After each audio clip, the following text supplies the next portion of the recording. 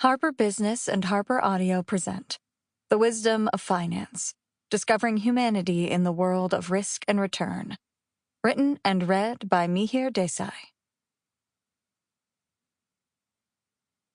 To Tina, Mia, Ela, and Parvati.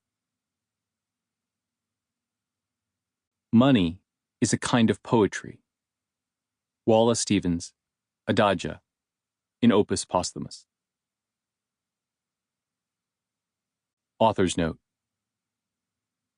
This book is not about the latest study that will help you make money in the stock market or that will nudge you into saving more. And it's not about the optimal allocation of your retirement assets.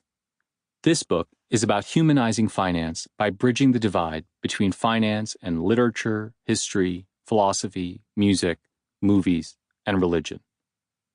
This book is about how the philosopher Charles Sanders Peirce and the poet Wallace Stevens are insightful guides to the ideas of risk and insurance, and how Lizzie Bennet of Pride and Prejudice and Violet Effingham of Phineas Finn are masterful risk managers.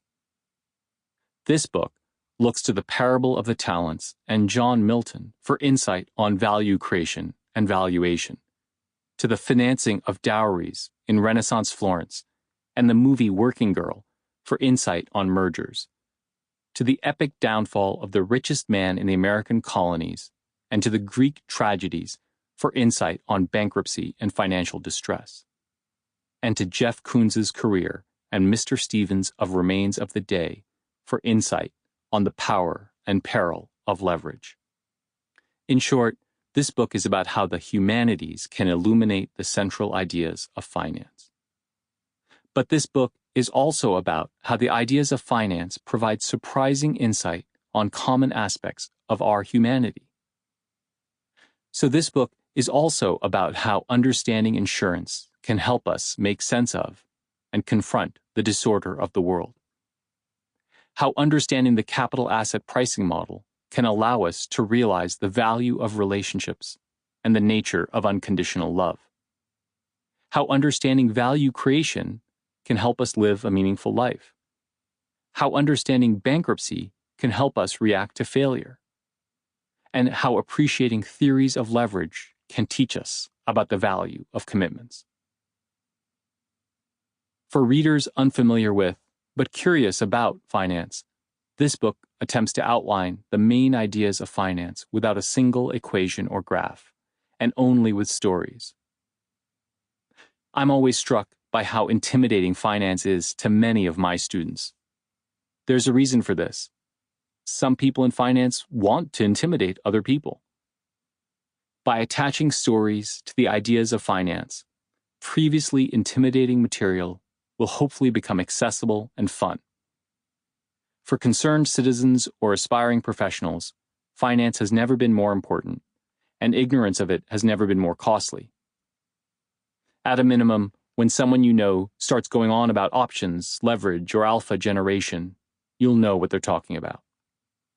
For students or practitioners of finance, this book allows them to revisit the big ideas of finance in a fresh, different way. Many practitioners of finance I see in my classroom were taught finance in a mechanistic way that has led to a fragile understanding of the fundamental ideas. When I probe them for the underlying intuitions, their understanding of the formulas helps little, and they can struggle to relay the conceptual underpinnings of what they do. By seeing these same ideas in a completely different way than you're used to, you will deepen your understanding, and most importantly, your intuitions. For those readers engaged in finance deeply, the book holds one final promise. Your endeavors are routinely maligned today, and it can be difficult to make sense of one's life when your work is characterized in such a negative way. But there is great value, and there are great values in finance. By reconnecting to that value and those values, perhaps you can understand your life's work as a meaningful extension of the values you hold dear. At the end of his poem about a recreational woodchopper, Two Tramps in Mud Time, Robert Frost captures vividly how important it is for us to understand our work and our lives as an integrated whole.